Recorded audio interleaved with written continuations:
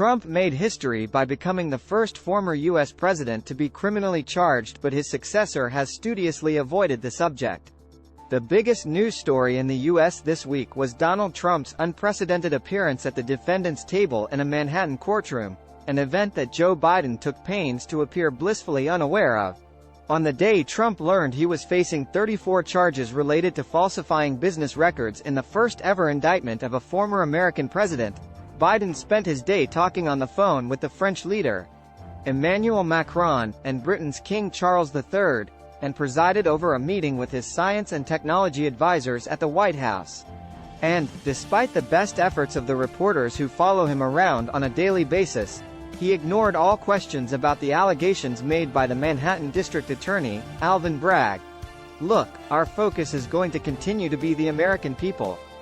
What you all cover is up to all of you, but we're going to do our best to stay the course, to talk about the issues that matter," the press secretary, Karine Jean-Pierre, said on Wednesday when asked why the indictment appeared to be a verboten subject at the White House.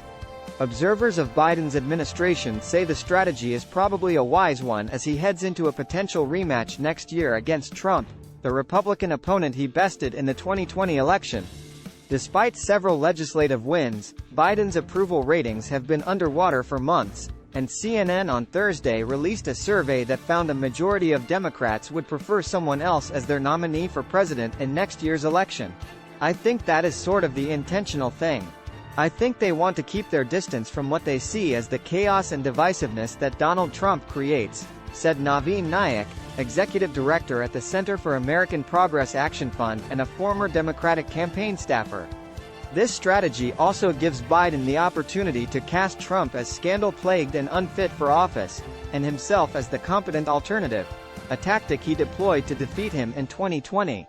Biden has yet to say whether he'll run for a second term, though people close to him have repeatedly said he will.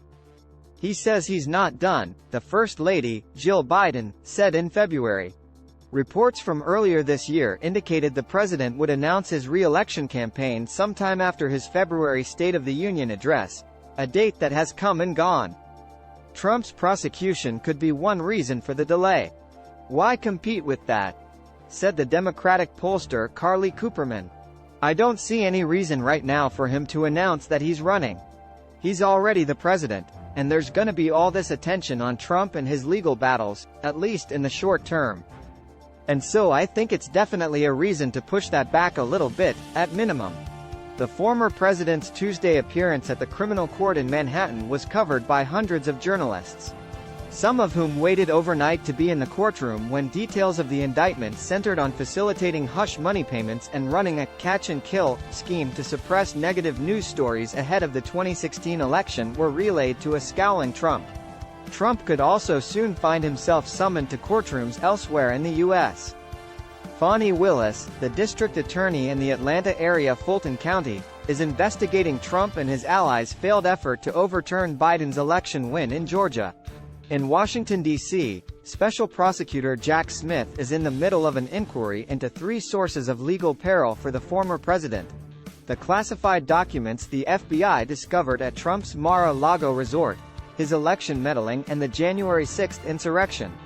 As serious as the allegations in Bragg's case are, no current or former American president has ever been indicted, Eric Schickler, co-director of the Institute of Governmental Studies at the University of California, Berkeley, said the White House may view it as the sort of scandal Biden should stay away from.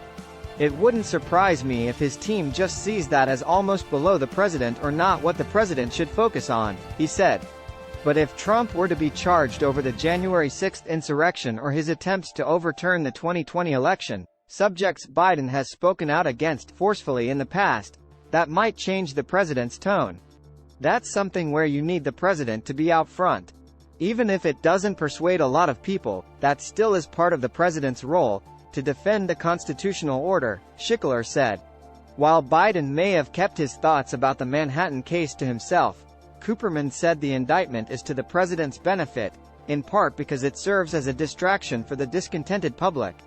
"By saying nothing, Biden is kind of saying everything," Cooperman said.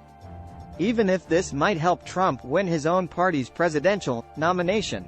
I think that from Biden's perspective, Less is more, and being able to say nothing and let that play out is the best thing that he could be doing.